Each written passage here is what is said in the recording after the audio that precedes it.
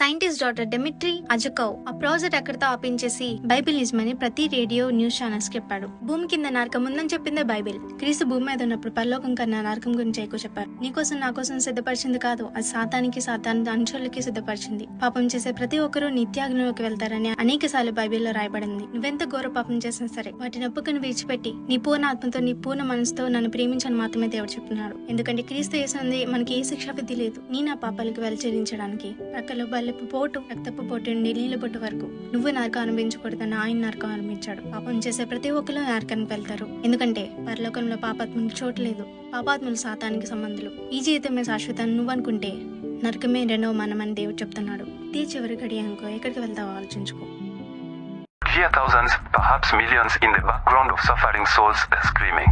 Hopefully that which is down there will stay there. This horrendous sound. Now I've got a clean copy of it now, and I warn you.